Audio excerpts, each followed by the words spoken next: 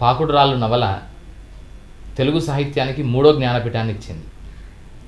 ఆ రచయిత రావురి భరద్వాజ గారు తన సినిమా రంగానికి సంబంధించిన అనుభవాలను, జ్ఞాపకాలను వీటన్నింటిని రంగరించి ఎంతో మార్లిన్ మన్రో నుంచి మొదలుకొని సావిత్రి వరకు అందులో ఎవరి పేరు లేకపోయినా అందరికీ సంబంధించిన జీవన ఘట్టాలన్నీ రంగరించి మంజరి క్యారెక్టర్లో చెప్పారనేది మనకు అందరికీ తెలుస్తుంది.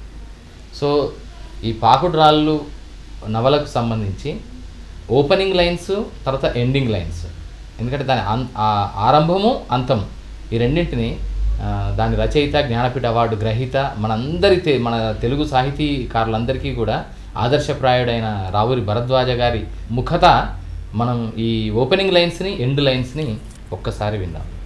మిత్రులు చెప్పినట్లు మంజరి కథ కాదు, నేను ఇంకా చెప్పకపోయినా మాధవరావు గారు చెప్పిన కథ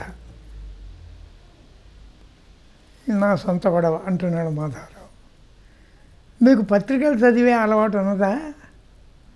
15 సంవత్సరాల క్రిందట నవ్యాంధ్ర కళామండలిని గురించి పత్రికలో చదివే ఉంటారు. బహుశా మీకు జ్ఞాపకం ఉండే అనుకుంటాను. రేపు ఎప్పుడన్నా ఏ మహానుభావుడన్నా అవతరించి ఆంధ్ర నాటకరంగా క్రమానుగతాభివృద్ధి అనే అంశాన్ని గురించి వ్యాసం రాయడమే జరిగితే అందులో నవ్యాంధ్ర కళామండలిని గురించి తప్పకుండా పేర్కొని తీరాలి. ఎందుకంటే అటు పాతకాలపు నాటకాలకు, ఇటు కొత్త రకం నాటకాలకు మధ్య సమయంలో ఈ మండలి అవతరించింది.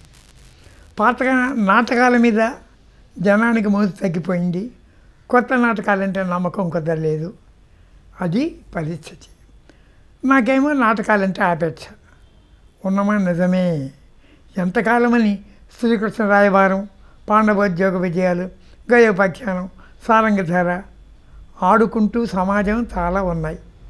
వాళ్ళని కాదని మా నాటకాలు చూడడానికి జనం రాలేదంటే అది అక్షరాల మా తప్పే కానీ వారిది కాదు. మా ఊళ్ళో ఉన్న కవిని పట్టుకొని కొత్త నాటకం ఒకటి రాసి పెట్టమన్నాం. అతగాడేమో నా వల్ల కాదన్నాడు. నాటకం రాయడం ఆడితే కష్టం కాదని, ప్రయత్నిస్తే రాయగలనని అతనికి నచ్చజెప్పాం. అప్పటికి సరే అన్నాడు. కానీ చివరకు వేసిన గొంగను మాత్రం కదలలేదు. ఈ పంక్తులతో పాకుడు రాళ్ళు నవల ప్రారంభమవుతుంది. ఇక దాని ముగింపు. పెదవులు భయంతో వణకడం నేను గమనించాను. అదే ఆఖరి మాటలు నేను వినడం. ఉదయానికల్లా చచ్చిపడింది. తయారు మాత్రం అర్ధరాత్రప్పుడు అమ్మ అమ్మ అన్న పిలుపులు వినిపించాయని, తను వెళ్ళి తలుపు తెరిస్తే జవాబు రాలేదని చెప్పింది. అదే బాబు ఆ తల్లి ఆఖరి మాటలు. ఇంతలా జరుగుతుంది అనుకోలేదు. నిద్రపోతున్నదని, నిద్రలో కలవరించిందని అనుకున్నాను. ఏమాత్రం ముందు పసిగట్టినా కడుపులో పెట్టి కాపాడుకునేదాన్ని బాబు అంటూ భోరుమని ఏడ్చింది తయారు.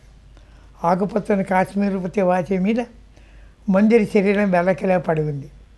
పడక గదిలోకి ఉన్న కిటికీ పూర్తిగా తెరిచి ఉంది. టెలిఫోన్ కింద పడి ముక్కలైపోయింది. అల్లంత దూరంలో పసుపు పచ్చని మందు బిళ్ళలు చల్లా చెదరుగా పడి ఉన్నాయి. మంజరి మరణానికి కారణం ఏమిటని కాదు నా ప్రశ్న. అసలు ఇలాంటి అమానుషమైన ముగింపు జరగడం నాకు ఇష్టం లేదు.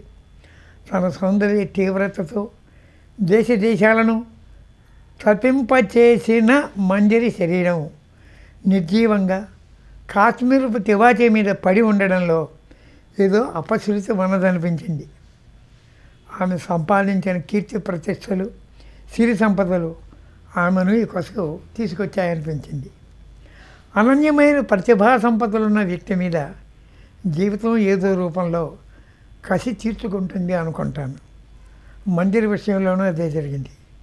పావుగంట కల్లా పోలీసులు వచ్చారు. కొలతలు, ఫోటోలు తీసుకోవడం అయ్యాక ఈమె స్వగ్రామం ఏదో, తల్లిదండ్రుల పేరేమిటో చెప్పండి అన్నాడు ఆ పోలీస్ ఆఫీసర్.